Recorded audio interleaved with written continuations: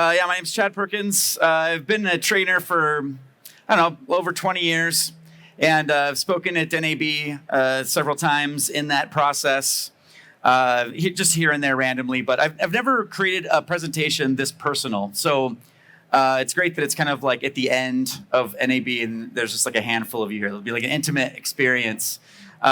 Usually I'm just like teaching like software stuff, but this time I'm going to do something a little bit different because I'm talking about ornamentation. And ornamentation is something, it's personal to me because I think it's really beautiful, but as I was like looking on tutorials, like how to do this stuff and looking for ideas, I didn't find that much. It's just not like a cool thing. So that's why it's like personal to me that like I love it. And, but in the process of this, I came up with some new techniques that I think that will be, I would imagine be helpful for a lot of use cases.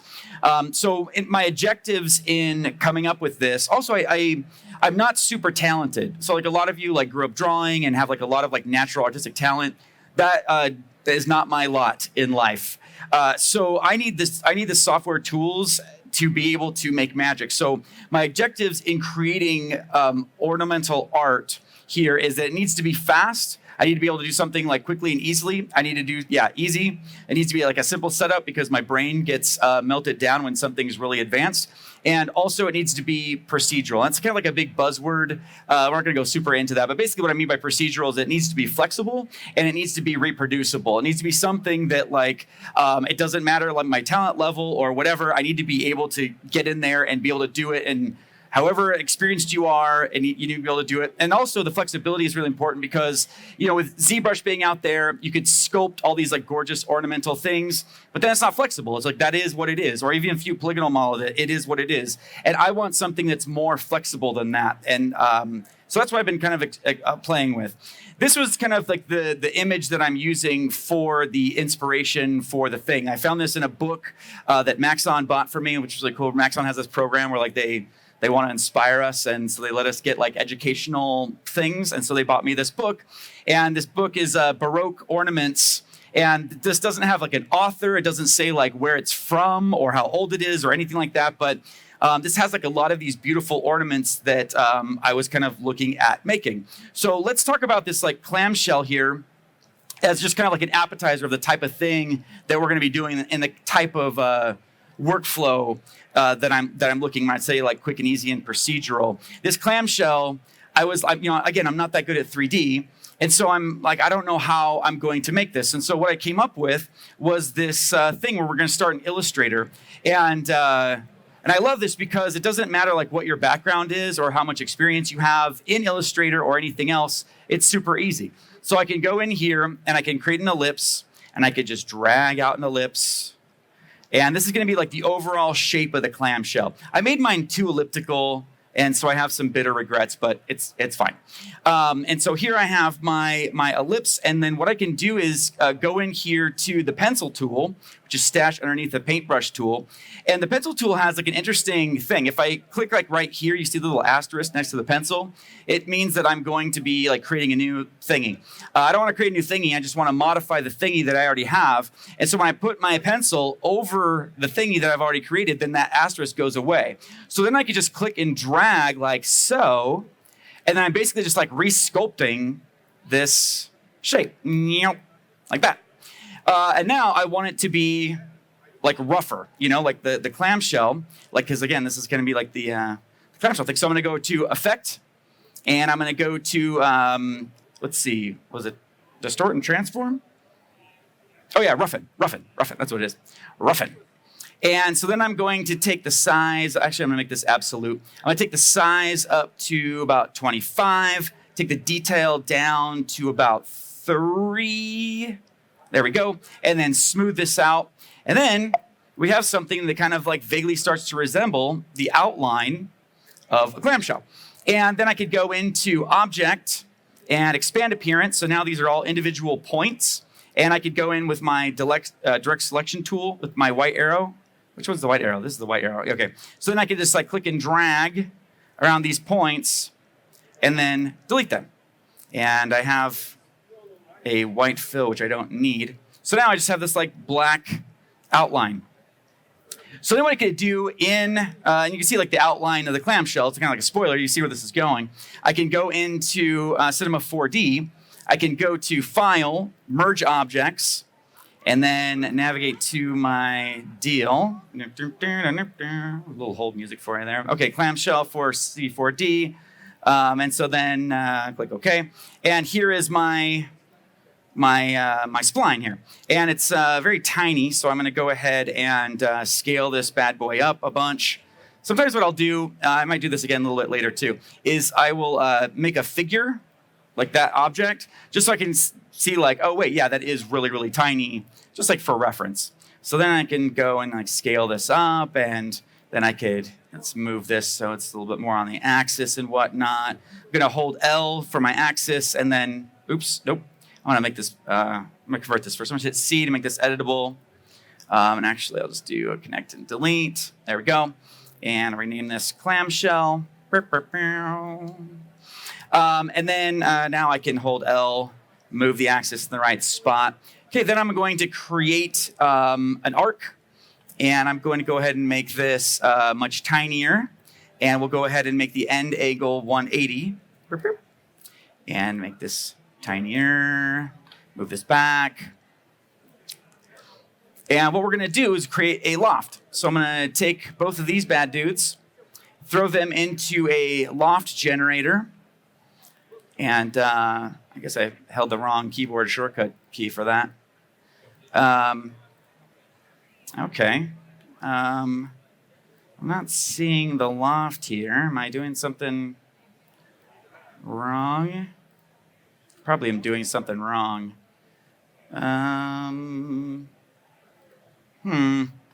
Okay. Let's do the cooking show thing, and we'll warp to a clamshell that's already been clamshelled. And you can see the final result here. I switched to what? Is that the clamshell that like do that? That didn't do it. Thank you though. I don't know. Yeah. No. Thank you though. So eventually, like what you could do is, and what I did with this one is I made an intermediate copy. So I had like a smaller clamshell spline in between. And then that allows me to kind of like bend this and rotate and then really get the kind of like shape that I want. And then what I did is I used the new thicken generator that just came out a couple weeks ago, new feature. And because when you're doing this loft, it creates like one of those like weird, like just flat polygons. It's not two-sided. It's been tough to work with in Cinema. And now that's not an issue because, well, I mean, you could have used like the cloth surface generator before, but thicken just makes it like a lot easier to get what you want. And then I was able to put like these kind of like end caps on the front to make this like clamshell shape. So let me see if I can render that. Yeah, so just taking that thing into Illustrator and lofting it to a little arc like this creates this kind of clamshell look. So this is the kind of stuff that I'm talking about when I want to create procedural art that's like really like ornamental and beautiful and detailed, but very quickly. Okay, let's go back to After Effects. Now there's two, in ornamentation, there's like two main things that we see all over the place. And that is spirals, which you may know what spirals are, spirals. And then also acanthus. But like, what is acanthus? So let's talk about that for a second. Now, acanthus is a plant. And if you were to ask me like, you know, a couple months ago, like what is acanthus? I would have said like, I don't know, I think I had it for a couple months in high school. I don't know. I would have said I don't know what that is. But it's a plant, and the leaves you see like all over the place. It's used in ornamentation everywhere. So this is what an acanthus leaf actually looks like. I don't know that I've seen one of these in real life. I don't know that I've not. It's kind of like forgettable. But for whatever reason, acanthus, and we'll talk about that reason actually in just a second, acanthus stuff is everywhere. So this is what it looks like in ornamentation. On the far left, you see what we call a Corinthian capital. A capital is like the top of a column, the decorative top of a column. And this is the Pantheon in Rome, column from that. And then this white thing in the center here is from Wikipedia. So these are like all the different type of like Byzantine acanthus leaves and Roman acanthus leaves. Everybody had their own style of acanthus leaves. As you can see, like we're only vaguely referencing actual acanthus leaves in this. This is not like an accurate, you know, depiction of what acanthus leaves actually look like. But again, we see these everywhere, all over the place. In the upper right, you'll see my shoes. This is from Monday's karaoke right here in Vegas. That's the floor. And so you see these spirals that are influenced by acanthus, and then you see beneath that you have actual acanthus leaves scrolled as well. On the left side, there's a bar that I went to at a meeting at in Seattle before I came here. That was like the corners of the bar. The middle building is the building catty corner from the Maxon office in Portland. And then the bottom right is the building that's across the street from the Maxon office in Portland. I mean, you see these leaves everywhere. Acanthus is everywhere.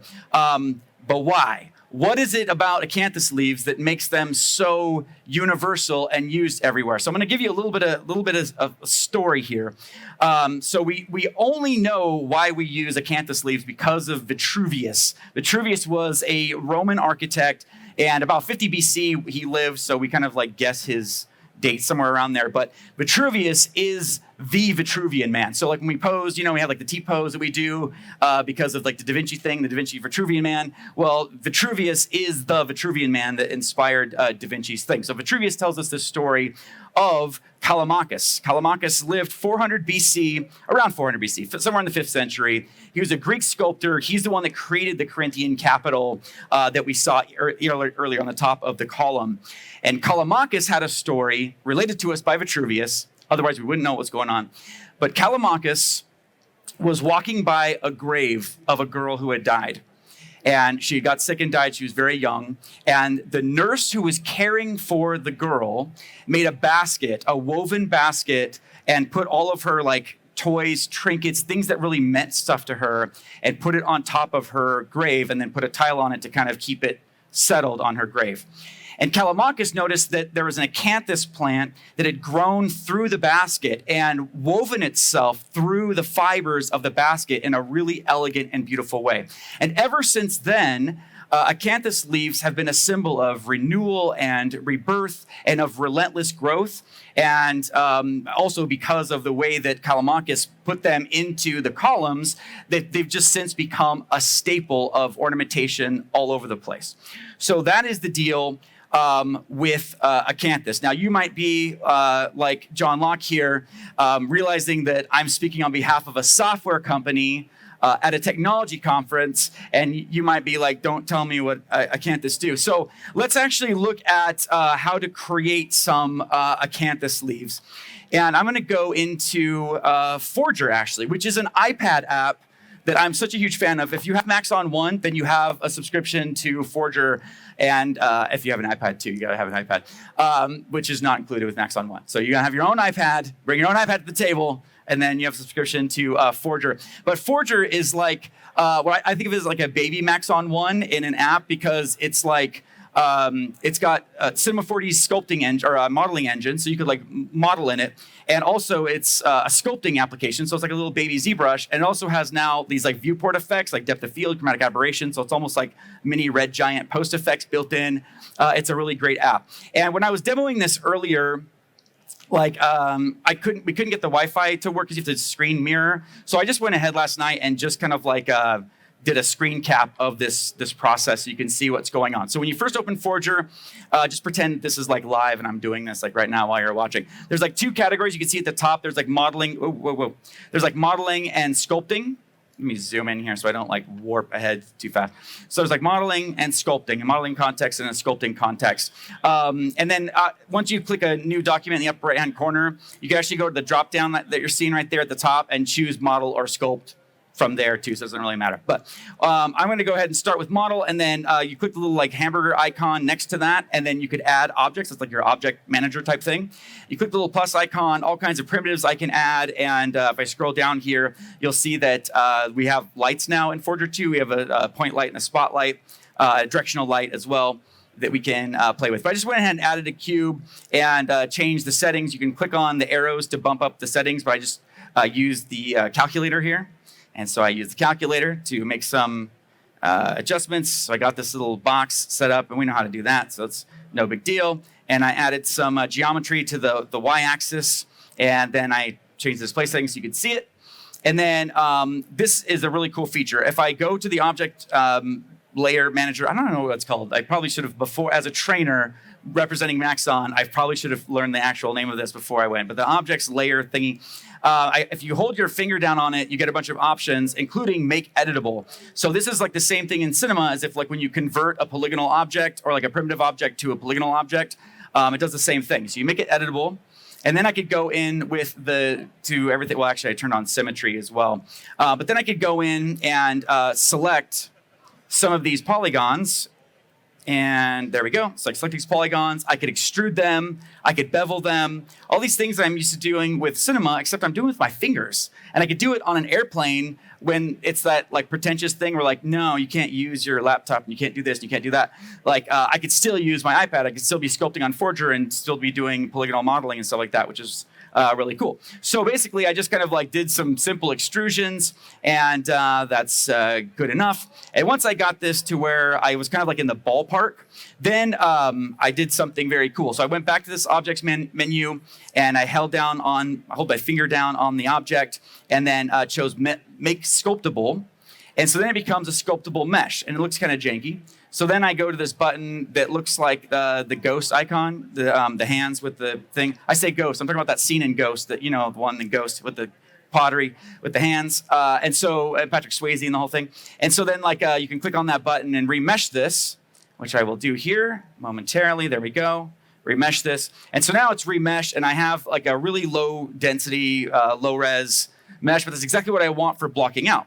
So then, just like in ZBrush, there's a clay brush right here. So I can go to the clay brush, which adds stuff. It's like adding clay. So I can just do like real basic building out of my thing here. As you can see, I'm just kind of like adding this and adding this and adding this. Just getting the basic shape, because like it would have taken longer to do this with the polygonal modeling. It's much faster just grabbing these shapes and just kind of like adding content on. So like polygonal modeling got me in the ballpark, and now I'm getting even more in the ballpark by doing this. Now there's another thing here too. You see on this right hand side this like plus minus icon.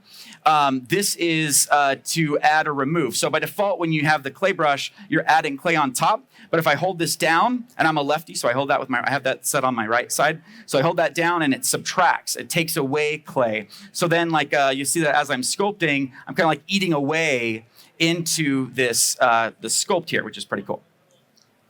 So yada yada. You don't need to see this like entire thing, but I'm just like sculpting this. I'm eating this away. I'm actually really glad I recorded this so I could kind of skip through it here, but kind of see what's going on. So I get to a certain point where it's like, okay, I'm in the ballpark of where I want this mesh to be. So then I want to start adding details. So then like I go to remesh this again, but a higher remesh level, and then I have like more detail. So then I can start sculpting, and that's kind of like what I'm doing. I kind of see sculpting. I mean, again, I'm new to sculpting, but to me it feels like kind of like being in like a really good relationship where like I'm just kind of like looking at the curves and just being like, okay, sweetheart, it seems like you're wanting to do this, and like, okay, let's go ahead and put a crease there, because that's what I think I'm hearing, that you want to do that. And then sometimes it's like, well, actually, I need the shape to go here. I have some needs as well. So anyways, I keep sculpting on this, and then I added even more detail, the final thing, and then I got this little like a stem. I used the crease brush and kind of like went through the bottom, and I added these creases here. One of my favorite things about Forger was something that I was worried that I wouldn't be able to show, but I'm gonna try to show. So bear with me. I'm gonna try to show this because this is my favorite part about Forger. I don't have my iPad connected, so you can't see, but here's the thing that I sculpted like last night, just so you know there's no tricks up my sleeve.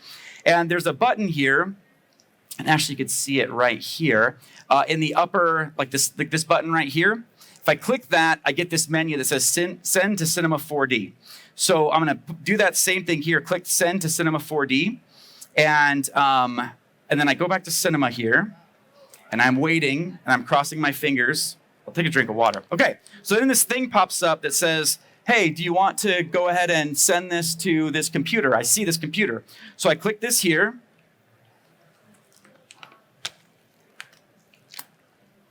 And oh, okay. So probably what happened is that there's a demo machine in the back that's wondering why they're being asked to accept a Forger file. So it's probably not this machine. It's probably one of those back there. But there's this really great relationship between Cinema and Forger. So if I'm in Cinema, I can go to extensions, and then send project to Forger. So that way, if I can model something here in Cinema, just click send to Forger, it goes over Wi-Fi, it like zaps the project to my iPad. I could then like sculpt on it in Forger or take it with me if I'm leaving somewhere and I want to work on it more on the plane or whatever. I could do that. And then I click this button here in Forger and it sends the sculpt right to Cinema 4D. So it's just such an unbelievable workflow to me. And I don't know that many people are using it. And I think it's fantastic. So I would recommend checking it out. So, the end of the day, then we have this thing here, my C4D files, Forger Acanthus. And so this is what I warped over to Cinema. Now, when you're opening this up, it asks you, there's like a dialogue that asks about scale, but I'm so sick of like being asked for details that I'm always like, no, just get out of my face, just open it.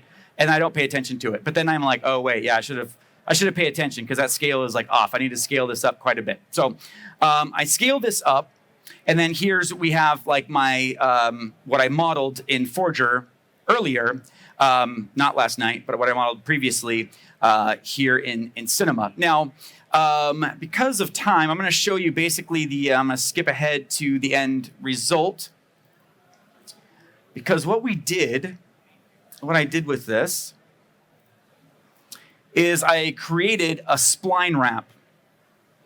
And this will take a second to open because there's a lot of tests and stuff in this file. I should have cleaned it up before I use it to present. I'll use this opportunity to get some more water.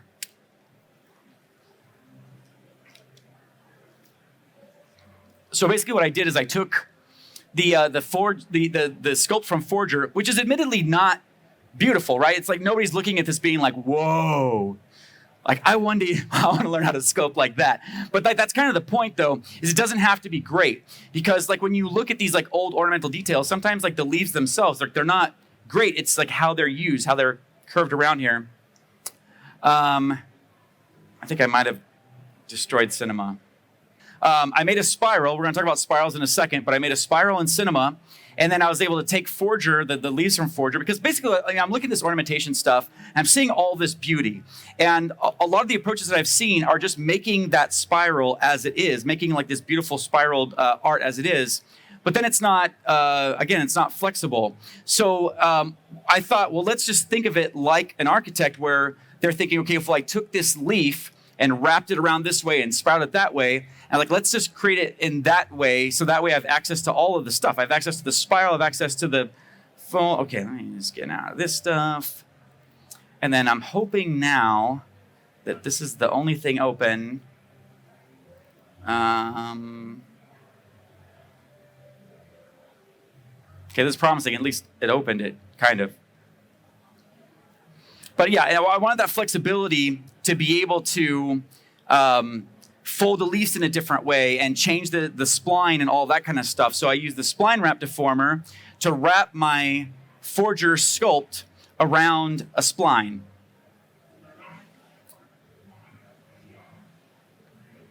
Okay. Well, while that's going, let's entertain ourselves. I'll just go ahead and import. I did the final render here, I think. So I can show you what the final render looks like. Final render, there we go. So this is the final render. So like you could see that like it's a lot more detailed than maybe like it seemed like the Forger thing was going to be. Like the Forger leaves were not beautiful, but as you can see, like they don't really have to be. Like if I have like a spline that works. Once I wrap those leaves around the splines, then it creates like these kind of like more beautiful shapes and textures and whatnot. Let me go back to Cinema and see if we're in a spot where, nope, we're not in a spot. We're not in a spot. I'm just going to give up that on that file and start over again on something else. Tell you what, we'll come back to that. Let's go back to my little slides. There's something else I want to talk about here. Let's talk about spirals. There's a bunch of different ways you can create spirals. In Cinema, there's the Helix tool. That's a great way to create spirals. There's the Spline Arc tool, which is a cool way to create spirals. But we're going to talk about something kind kind of interesting. Also, you can get them from Illustrator as well. But we're going to be talking about something kind of wacky here. Another way to create spirals that's not as common. Matter of fact, I couldn't find anything about it anywhere. Even like, you know, like you go to like the first like top Google search results and like that's like what you want. And then you rarely go to like the second page because it's like by the time you get to the second page of Google, it's just like all kinds of like fake stuff that's like not what you're looking for. Like I was going to like the third and fourth pages of Google trying to find anything about how to create spirals with L systems, and I couldn't find it, so I had to create it myself. So anyway, let's talk about L systems a little bit. There's a Hungarian botanist, Aristid Lindenmayer. I think it's how you pronounce it, Aristid Lindenmayer. And in the 60s, he came up with this very influential thing about plants. Two actually very influential things about plants that were really big. And one is he realized that plants like have like a programming language. Like when plants grow, they have like a system that they use to communicate and they just follow it. And you could represent those instructions programmatically. And so he kind of created a programming language that allows us to speak to how plants grow, like the programming language that plants use internally to grow, which is really incredible. And it's often called Turtle or called L systems. And that is actually in Cinema 4D. That programming language is in Cinema 4D. So we're going to look at how to use that as well. Another thing that he helped pioneer was the idea that kind of like Mandelbrot, who did fractals, that you could find, if you look at pieces of something, like an organic structure, you can see a symbol of the whole. Like the pieces mirror the whole. And he kind of helped design that as well. He also like helped contribute to a white paper for SIGGRAPH in the 80s. And that was the inspiration for what we now have in Cinema and other programs, which is pretty cool. So let's talk a little bit about L systems. We're going to talk about it's like, again, a system of code, but it's like a really easy to understand system of code. Matter of fact, it's so easy that it can be kind of confusing. So the first step is the letter F. So let's go ahead and go back to Cinema once it's done loading, which it's not, but it will be soon. Oh, I forgot to have a mute button. Should have muted while I was drinking, so I didn't hear like the glug, glug, glug. My apologies. Apologies for that. It's fine. We're all buddies. It's the last few minutes of NAB. Yeah, you could hear my glug, glug, glugs. We're like on that level of intimacy and such. Okay. Initializing modules. These modules are going to be so initialized. You don't even know. Okay. We're getting close there. We're getting close. You know, while that's loading, I'm going to go ahead and skip ahead to something else. You know, I put this all together in After Effects, and I'm trying to think of the best way to do stuff. And one of the things I came up with was the background. You know, this background object. I knew I was going to create the spirals in different ways in Cinema and the clamshell with the Illustrator thing. But then this background, I wanted it to be a 3D thing, a 3D object, so I could relight it and have it be flexible. And that's something I struggled with. Like, how am I going to create that 3D world? And what I did was I went to... Okay, this is like, I don't know why. Oh, there it is. I went to Illustrator, and I just did this thing with like shapes. And I brought this into After Effects, and I used this to create this background. And so what I can do in Mir is I can use that black and white map as a displacement map in Mir to actually create three-dimensional geometry, which is live. And that's a big part of this. Again, I wanted it to be flexible. So you can see here, I have these lights and I'm moving this around. This is an actual like 3D thing created with Mir. So the way I can set that up is by going to Mir. And again, Mir is so versatile. When you first apply it, it looks nothing like it could bail us out in this situation. It's like this kind of like satiny thing here. Where's my Fed controls panel here? Nope, that's not the function F3. Nope, that's not even the... Okay, I'm just going to go to the window menu like a... Where's my Fed controls panel? I'm not... What am I missing? Oh, Okay, here it is for some reason over there. So I could go over here to geometry, and I'm going to change this over to, actually, I don't need to do that yet. I'm going to go over to the shader, and I'm going to change this shader from density to smooth, and from add, I'm going to turn this to off. So now we have just like a piece of geometry here that's being distorted by this fractal pattern, this fractal here that's built in. But what's the magic thing here is that I could actually use a different amplitude layer to control the fractal displacement. So I've gone ahead and I've added this to a pre-comp, the Illustrator thing that I made. And I also used an effect called Texturize from Universe, the Universe suite, which adds this kind of like, let's see if I could turn up the opacity so you could see it. Kind of like this wooden texture. It's actually concrete, but I want it to look like wood. So that and some fractal noise, and then we have this like composition in the background here. So what I'm going to do is I'm going to go to my amplitude layer and say, use this pre-comp wood texture as the displacement map. I'm going to take down the frequency to 0. I'm going to take the amplitude to 0, and then I'm going to go to my Z range, and let's extrude this a little bit. And it's kind of wonky, so let's go to geometry and do XYZ individual. And I know that this map is 1920 by 1080. So let's make 1920 and 1080 the vertices here. And you can see now we're starting to have something that resembles our 3D thing. So then I can keep extruding this with Z lift. It's one technique to do it. And I extrude this until I'm happy, until I get what I want. And then again, the camera here, this is an actual like 3-dimensional object. So it responds to lights and cameras. I'm seeing the details here, and it's a completely flexible thing, which is really fun. It responds to everything that's going on, and yada yada. Let's say I made the background. So it's skipping ahead while Cinema was doing its thing.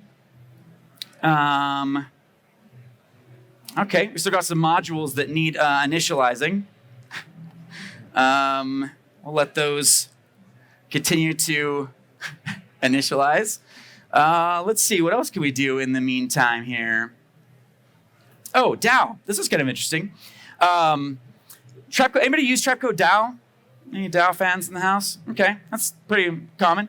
Tao is like a really interesting tool. Trapcode. It's in the Trapcode suite, and it's such an unusual tool that people are often kind of like, well, what do I even do with this? But what it does is it's almost like a successor to 3D Stroke. It uses a path, and in the same way 3D Stroke does, except it extrudes 3D geometry along that path. And there's all kinds of ways that you can use paths. So what I'm going to do here is I have Tao set up, and when you first apply Tao, as you can see, it's 3D. It's responding to the lights in my scene, and by default, it gives you this a path generator. So you can have it create a line or a circle or a fractal or whatever. But you could also, I'm going to turn this off. I don't want it to generate that path. You could also use a mask to generate a path, and it will extrude 3D geometry along that path. But one of the things I think is very interesting is you could actually use a light. So I have a light here, and what I'm going to do is I'm going to go to Illustrator. I'm going to open up. That's not my deal. Spirals for Tao. There we go. And I'm going to go ahead and select this path. I'm going to hit Command-C to copy this bad boy. Going to go back into After Effects, hit P for position to see the light position. And this isn't really the trick, but I mean, this is a pretty cool trick in and of its own right. But if I Command-V to paste while I have that selected, it pastes the path from Illustrator into the path of the light. So now I have a light that is traversing this path copied and pasted from Illustrator. I think that's like a really awesome workflow that's I don't see talked about very much, but really cool to be able to copy and paste motion paths into position properties with this. And these are roving keyframes, so they're I don't have to worry about each individual keyframe, just the first one and the last one, and they all just kind of scale like an accordion relationally. Is that what I wanted to say there? Relationally? We'll go for it. Nobody will see this. It's fine. So I have this thing, and what I'm going to do, in order for Tao to be able to see this path, I have to name it in this weird way. I have to give it the prefix Tao in all caps, T-A-O, all caps. So I name this Tao light, And all of a sudden now we have 3D geometry based on the path of the Illustrator file that we copied based on the light, which is really cool. So now I could go back into Tao and I could close this up, open up segment. And the segment section here is where we control the 3D geometry-ness. So I only have 25 segments, which isn't enough for this. So I can bump this up and get more geometry. And then if I want, it only has like 3 sides. So if I want this to be smoother, I can increase the sides. And then now we have these cool sides. Now the size of the individual portion's kind of big, so I could take down the size here. And so you see we have this really flexible, beautiful system. Now, where's Cinema 4D? Cinema 4D is still loading. I think it's still loading. I'm gonna show you something pretty advanced here. Okay. Maybe what we need to do, should I crash it and then start over again with Cinema? Okay, thank you. Boom, boom.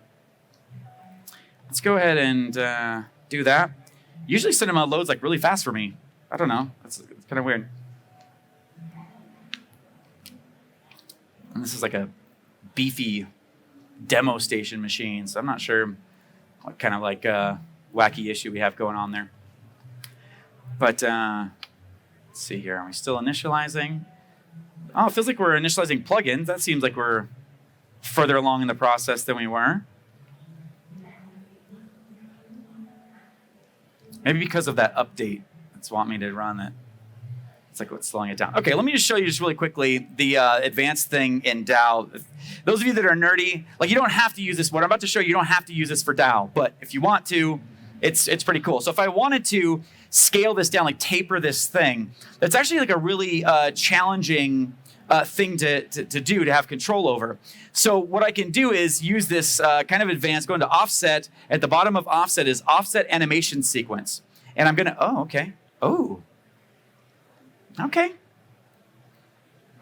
Friends, the universe wants us to not go into OAS animation in Tao. Let's go into Cinema and get back into L systems here. Or maybe not. Maybe we'll keep doing, okay, we'll just keep doing with the, Okay, okay, we'll do this, move that out of the way.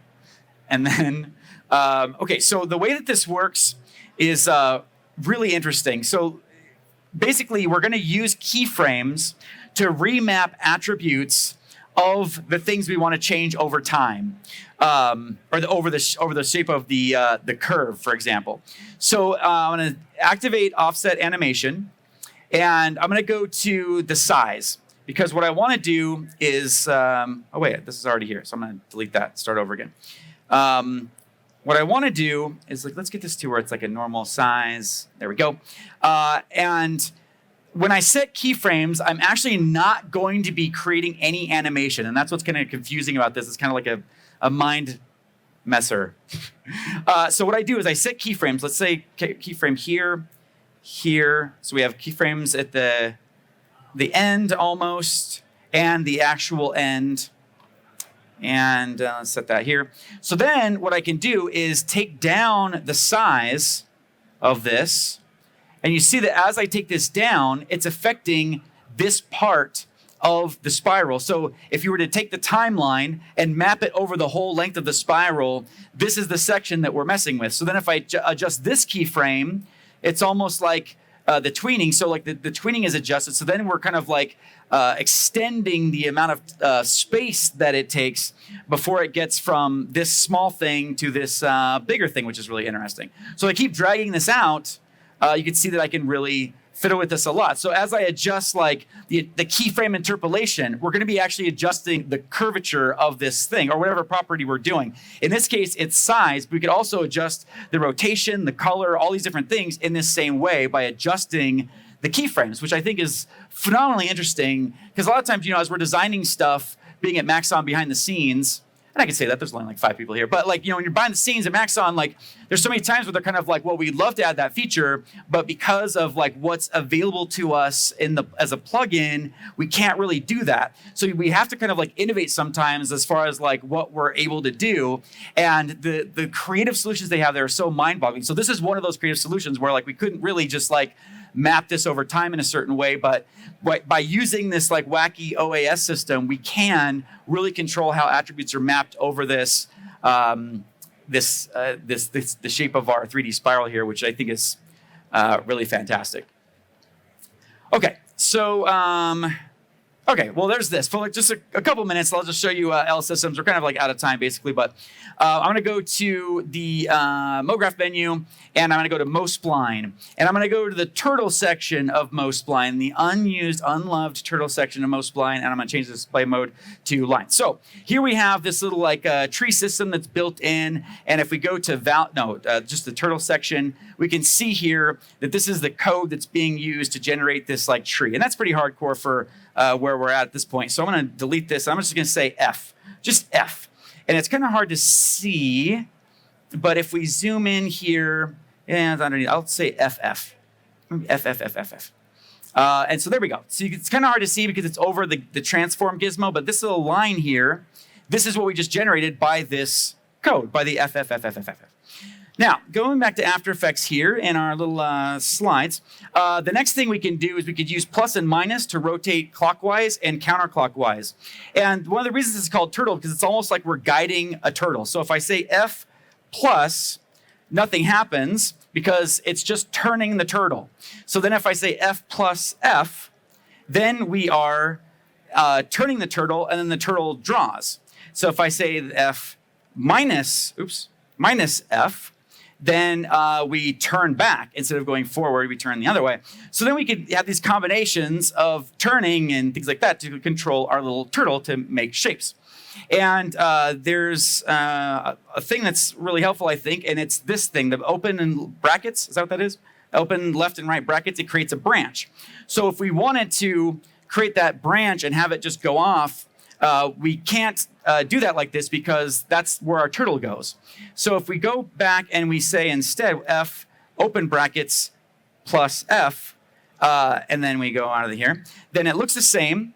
But then if we say F again, we've actually created, if you can see that here, that this is actually a branch that's going and doing its own thing. And maybe I'll make that like extra big so you can see FF. There we go. And then I can also make another branch that goes in the other direction, bracket minus FF. And then close bracket. And then we have a branch that's going in a different direction that way. So if I go to, I'm going to go to, well, this is kind of playing with fire a little bit here, but I'm going to go to Turtle Final here. And maybe this little tree. Maybe this little tree here with some turtle code. So here's so it's just simple instructions, right? This is not that big. We've already talked about most of this stuff other than the variables, but the instructions is pretty simple. And, I think 10 years ago, everyone would have said, why are you showing me this stupid thing? Because I could build a tree way faster than it took you to write that code or figure out that code. But now the buzzword is procedural. We want procedural stuff. We want flexibility. So like I can go now and I could go to the default angle here, which is by default is 28, but I can adjust this and I have all this flexibility now because all these things are using this different angle. So I have this kind of like weird techie thing. If I do 90 degrees angles, or if I could have a tree look like this, I could maybe have it grow out like this and blossom. But like if you had built that tree again 10 years ago in Illustrator, it's like all fine and good. But the client comes back and says, actually, I want to bend all of the branches up a little bit. Well, then you're screwed. You have to start all over again. But this, I could just have a slider and just be like, I can do whatever I want because I have this flexibility because it's procedural. Now that brings us to, again, very briefly, a spiral. You can use this to create spirals. And I'm just going to go ahead and jump ahead to the code that I used for this that I came up with. Here we go. So what I did is this code, this simple code. It's like 8 characters, counting these 2 characters, just 8 characters. And I have this completely flexible procedural spine that I can mess with. My camera's locked. That's why let me see if I can't There we go. So I could go into my values and I could adjust the growth, which we didn't talk about, but I could adjust the angle. And I have this like control rig of these spirals that I want to create because I'm doing it procedurally using the turtle system. So it's like super flexible. So when I get my forger Acanthus leaf and I wrap it around a spiral, again, I have a completely flexible system. The spiral is flexible, the leaves are flexible, and everything is working as I want to. And again, it's completely changeable based on this system. And basically, just a little insight here. This little, the only thing we haven't really talked about is this semicolon. What the semicolon does is it says like each generation, which we didn't talk about generations, but each generation of the turtle growth changed the angle a little bit.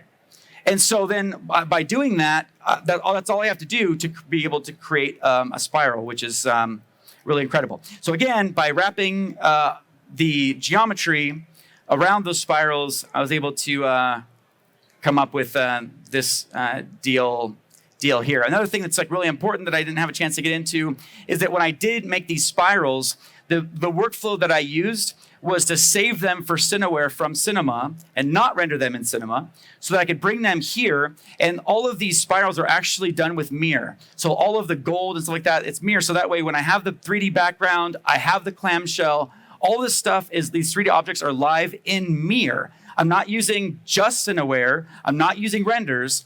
I'm using Mir to render the Cineware stuff. So that way I have complete flexibility with how I want this to look. And if I decide, you know what, I actually want to change the green light, I don't have to re-render anything. I change the green light and all of this changes in post. I don't have to go back to renders. I don't have to do the passes, none of that stuff. It's all live and flexible here in After Effects because of this workflow with Mir and Cineware. Here's my little Tao spirals here. You can see like tapering off with the OAS thing we talked about and all that kind of stuff. So that's in a nutshell the best I could do in the time allotted. But if you have any questions, like I'm here. Thank you so much for being such a wonderful present audience in the last day. Enjoy.